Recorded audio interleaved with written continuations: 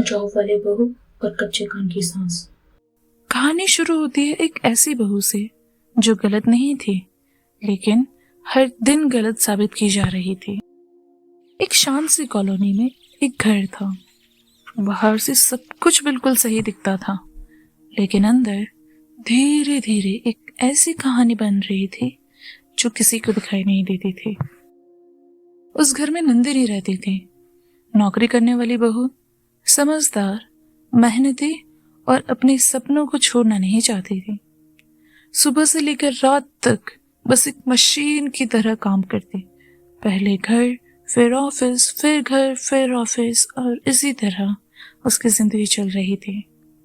हर दिन खुद को साबित करने की कोशिश, बिना कुछ कहे। लेकिन उसी कॉलोनी में कुछ आवाजें भी थी जो धीरे धीरे उसके घर तक पहुंच रही थी। अरे, तुम्हारी बहू तो रोज देर से आती है, सब ठीक तो है ना? आजकल की बहू है, नौकरी वाली जो है, घर कहाँ संभाल पाती है। ये बातें छोटी थी, लेकिन असर बहुत बड़ा था। धीरे धीरे उसकी सास के मन में शक ने जगह बना ली।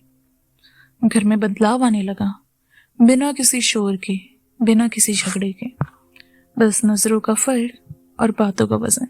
नंदिनी जब देर से आती तब सिर्फ दरवाजा नहीं खुलता था, बल्कि एक खामोश सा सवाल उसका इंतजार करता था। वो समझ नहीं पा रही थी कि उसकी गलती क्या है। वो तो वही कर रही थी जो उससे उम्मीद की जाती थी, लेकिन अब हर कोशिश कम पड़ रही थी। एक दिन वही औरतें फिर से इकट्ठा थी। देखो, हम तो पहले ही बोल रहे थे, बहुएं जब हाथ से निकल जाती है ना, तब संभालना मुश्किल हो जाता है। थोड़ी सख्ती जरूरी होती है, तभी लाइन पे रहती है।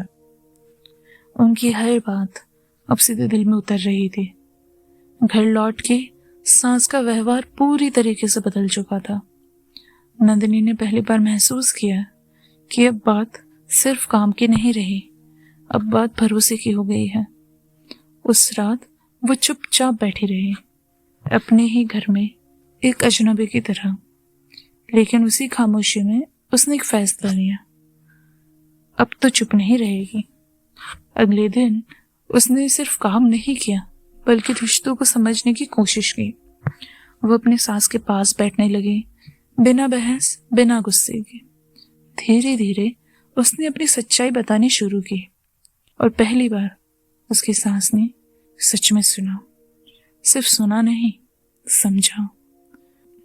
उन्हें एहसास हुआ कि जो बातें वो सुन रही थी वो पूरी सच्चाई नहीं थी, और जो उनके सामने थी वो कभी झूठ नहीं थी। समय के साथ सब कुछ बदलने लगा। वही घर जो चुप्पियों से भरा था अब समझ से भर गया, और कॉलोनी की वो आवाजें अब सिर्फ आवाजें बनकर रह गई थी, क्योंकि अब भरोसा किसी और की बातों पर नहीं, बल्कि अपने रिश्तों पर था। रिश्ते अफवाहों से नहीं, समझ और भरोसे से चलते हैं।